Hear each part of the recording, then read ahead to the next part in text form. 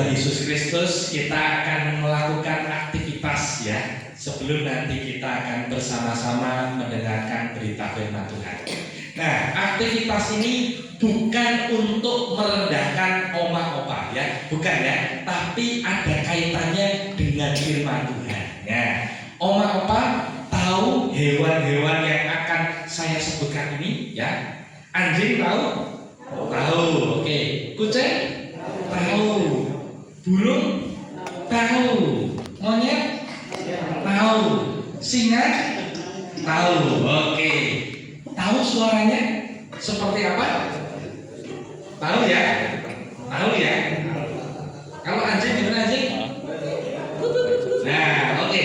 Silakan oma-opa pilih hewan yang saya sebutkan tadi ya, dalam hati ya. Aku mau pilih hewan anjing gitu ya. Atau mungkin oma-opa ngomong aku mau pilih hewan kucing. Nah, nanti ketika saya sebutkan 1, 2, 3, oma-opa bersuara seperti hewan yang dipilih tadi. Nah, oke ya, paham ya? Paham ya? Jadi kalau pilihnya monyet gimana suaranya? Nah, itu ya, oke ya. Siap ya? Silakan dipilih. Anjing, kucing, burung, monyet, atau singa. Ya, ada 5 ya. Siap? Sudah dipilih? Siap ya? Saya akan sebutkan angka 1, 2, 3. Oma-opa silakan bersuara seperti hewan pilihan oma-opa. Setuju? Setuju? Setuju ya? Yang keras ya nanti ya. Jangan malu-malu ya. Nah gitu ya. Yang keras. Nah gitu ya. Yuk, 1, 2, 3.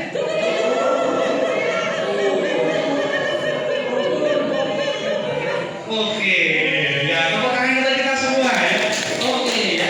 Tadi ada yang dengar siapa yang kucing? Temennya kira-kira siapa? Ada kucing ya, kucing. Oh, miong-miong nggak ada ya. Oke, yang anjing tadi yang ada dengar suara kuku ada? Ada. Oke, yang burung? Ada burung ya. Yang monyet ada? Oh, monyet ada. Oke, ya suaranya ya, maksudnya ya. Sama singa ada singa. Dada. Oke ya.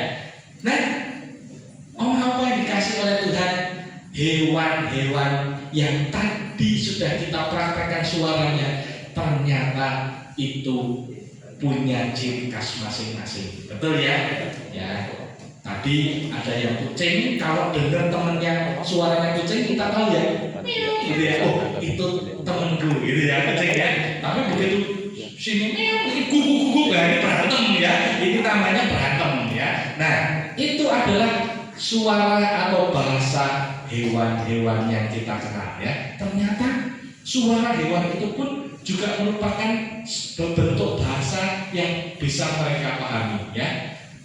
Pernah dengar suara kucing mencari anaknya?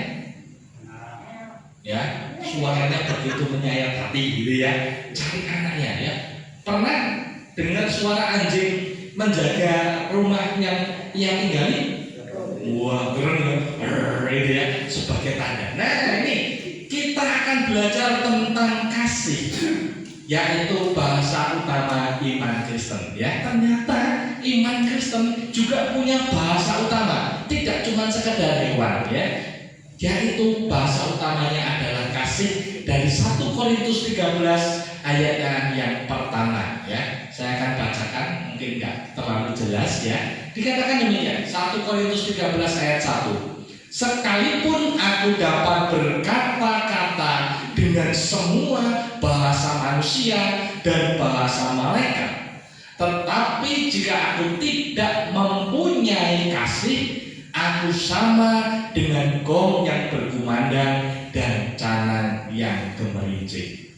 Ini yang dikatakan oleh Rasul Paulus dalam 1 Korintus 13 ayat 1. Sekalipun aku dapat berkata-kata dengan semua bahasa manusia dan bahasa malaikat, tetapi jika aku tidak mempunyai kasih, aku sama dengan gong yang berkumandang dan canan yang gemerincing. Kelihatan tidak ya? Kira-kira oma-opa ada yang bisa baca ini tulisan Mandarin? Ada yang bisa Mandarin ya? Kelihatannya ada yang bisa Mandarin ya. Nah, Apa nih apa? Bahasa yang paling atas nih tulisan Mandarin. Oh ini ya ya. Oke, bawahnya ini bedih. Ini apa ini? Ya, dulu saya pernah baca ini pakai bahasa ini bedih ya. Bahasa Jerman ya. Ini bahasa Jerman karena kuliah bahasa Jerman, jadi saya nembaknya pakai bahasa Jerman. Holong rohaku tuhu apa nih? Kalian tahu enggak? Batak Toba ya ini ya. Sama yang bawah itu apa ini ya? Korea ya. Sarangyo ya gitu ya. Aku cinta kamu ya. Aku cinta padamu. Nah, apa? Dalam hidup kita mengenal banyak bahasa ya. Bahasa daerah, bahasa asing, bahkan bahasa rohani, bahkan juga bahasa isyarat ya. Bahasa isyarat ya, atau bahasa terkait dengan tanda-tanda yang sudah sering kita dengar ya. Kalau apa dengar ting ting ting ting ting ting ting ting, kira-kira penjualan yang apa? Bakso ya. Ada penjual durian ting ting ting ting, enggak ada ya. Banyak jualannya bakso ya. Terus dok apa ini? Jualan apa biasanya? Mie. Kalau di Jawa Timur itu jualan mie tek tuh dok gitu ya. Saya dulu sempat bingung, ini suara apa kok dok. Ternyata penjual mie goreng ya, mie tek ya. Jadi ada bahasa tersendiri dan kita tahu ternyata itu penjual bakso, itu penjual mie tek dan lain sebagainya ya. Bahkan pakai bahasa isyarat. Teman-teman ya, opa di sini mungkin pakai mata gini ya, itu juga bahasa isyarat ya. Nah, itu bisa terjadi. Nah, apa? Jemaat Korintus pada waktu itu juga bangga akan kemampuan rohaninya, khususnya berkata-kata dalam berbagai bahasa ya.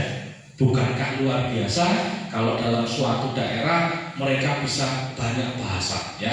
Itu menjadi sebuah keuntungan bagi persekutuan atau kota di mana orang bisa punya banyak bahasa. Relasinya akan semakin luas ya.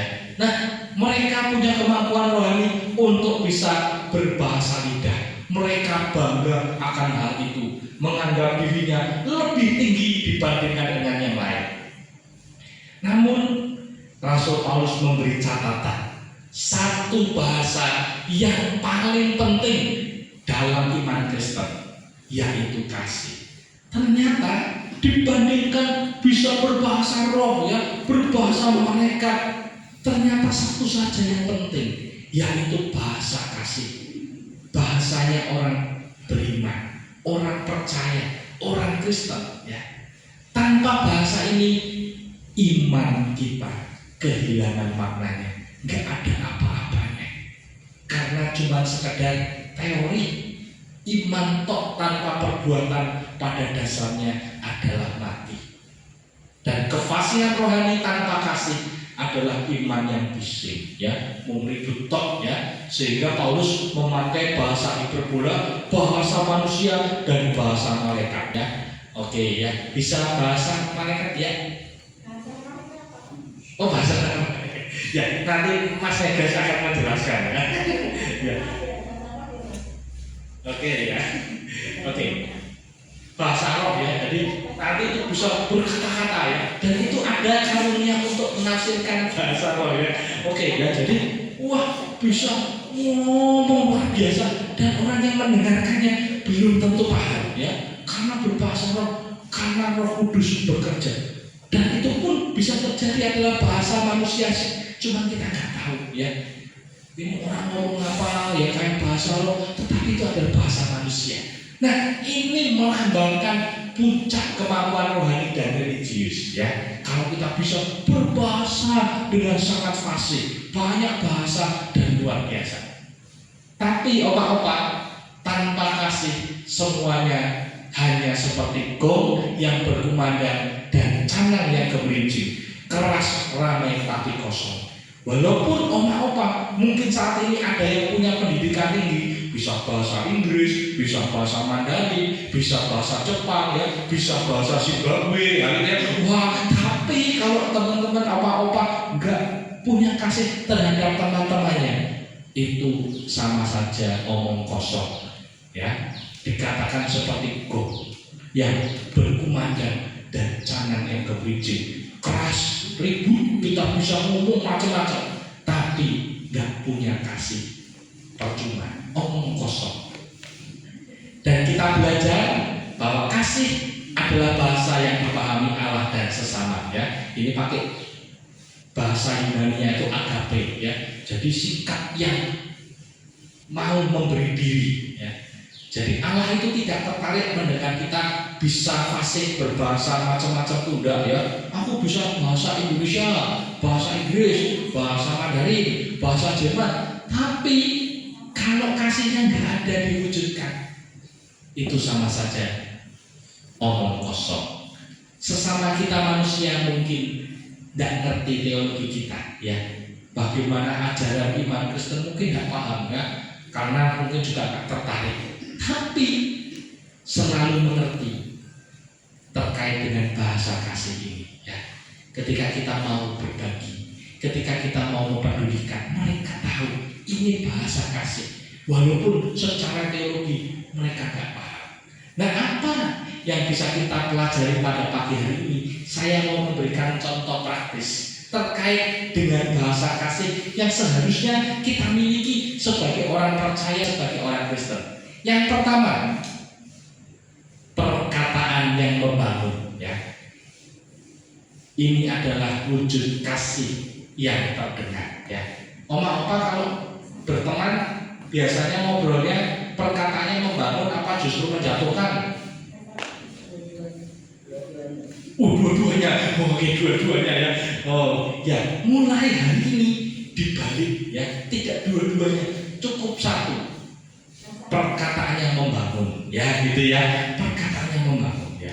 Mungkin di antara kita ketika ngobrol dengan temannya sudah nggak nyambung, kayak gitu, ya. Jadi kita harus perkataan yang membangun, ya.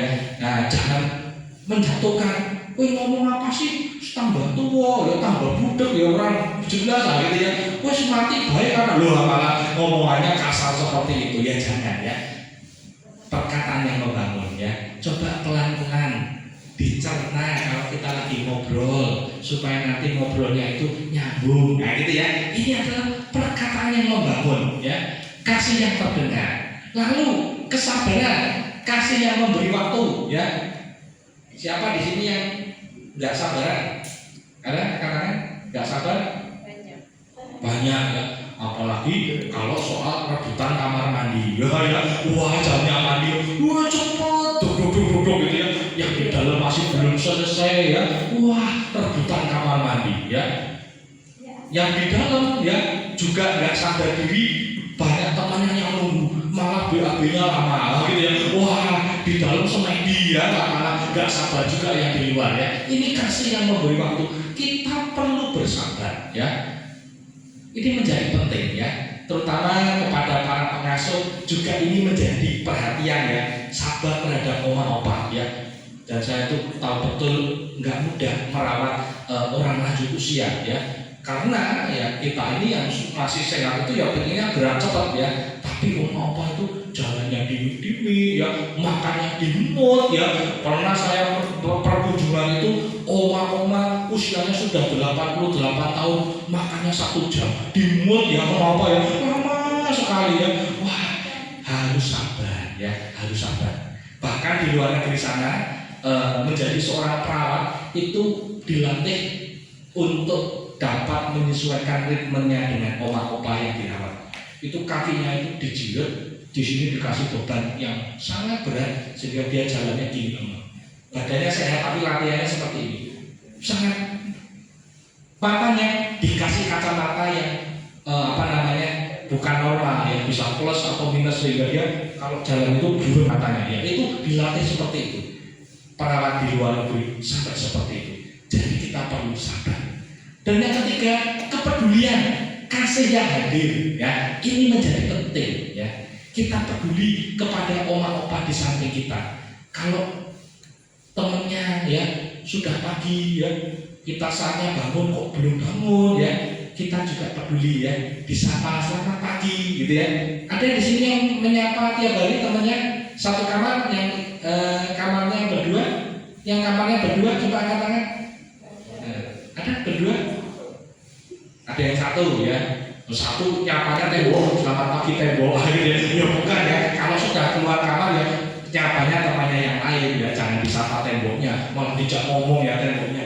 Nah ini kan bahaya ya. Peduli, itu snackmu belum dimakan gitu ya. Nanti ada lalat, dihinggapi lalat ya. Itu peduli ya.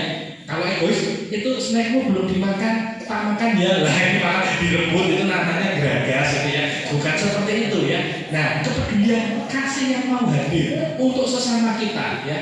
Dan saya senang sekali kalau Oma Opa bisa saling membantu satu dengan yang lain. Dan yang terakhir adalah kerendahan hati, kasih yang tidak meninggikan diri ya. Ini penting. Oma Opa dibandingkan saya pasti pengalamannya jauh lebih banyak dibandingkan saya. Betul ya? Karena hidup Oma Opa lebih lama dibanding saya. Nah, yang jadi masalah adalah seringkali kita ini meninggikan diri ya. Oh, zamanku biar gitu ya.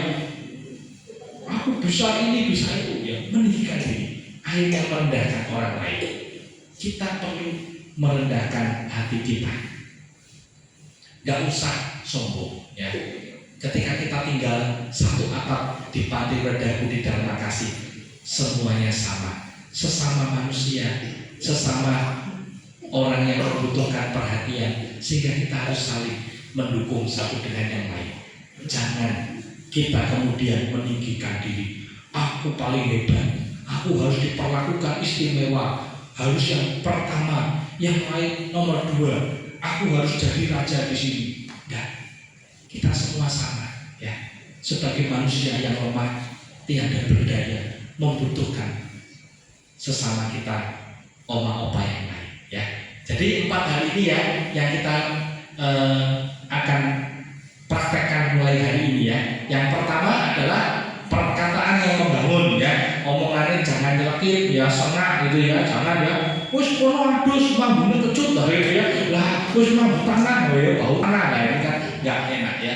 Perkataannya yang membangun ya. Sana mandi biar wangi ya, biar tambah ganteng cantik walaupun Oma Opa lah, ini kan lebih baik. 2, sabar ya. Ingat ngantri kamar mandi ya jangan gedor-gedor ya, sabar ya. Terus kalau sudah lapar ya jangan gebor-gebor. Di mana nih? Ya, harus sabar. Yang ketiga, peduli ya. Kalau ada temannya yang sakit ya peduli, hadir ya, didukung ya. Yang keempat, rendah hati, jangan tinggi hati. Kita sudah tinggal satu atap, nggak ada yang akan peduli pada kita jadi raja di sini ya. Yang penting kita saling membutuhkan, karena kita pun nggak bisa sendiri. Dan yang terakhir, dunia mungkin tidak terkesan dengan kefasihan rohani kita ya, apalagi Oma Opa yang sudah punya kelemahan tubuh. Tetapi dunia akan percaya ketika melihat kasih yang nyata. Kasih adalah bahasa iman yang paling jelas, paling kuat dan paling dibutuhkan ya. Siap berbagi kasih? Di bulan Februari adalah bulan kasih. Siap ya? Siap ya saling berbagi kasih ya. Kalau siap, coba tos sama teman kanan kirinya ya. Siap, tos ya, tos ya. Oke, siap ya. Ya, ingat 4 ini ya tadi ya, jangan dilupakan, karena kalau dilupakan pasti hubungannya jadi tidak baik. Nah, kita akan nyanyikan bahasa cinta ya. Kita belajar supaya bahasa cinta Tuhan itu ada dalam hidup kita. Mari Mas Megas, kita akan menyanyikan bahasa cinta.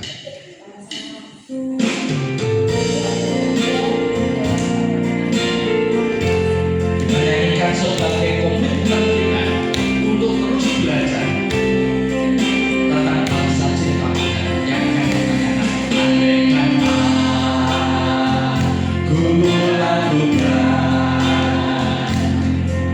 yang luhur mulia,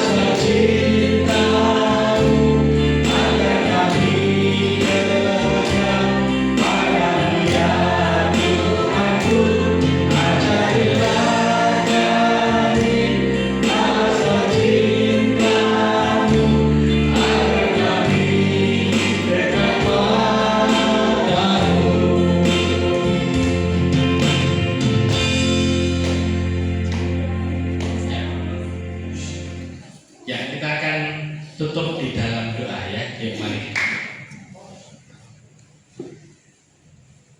Tuhan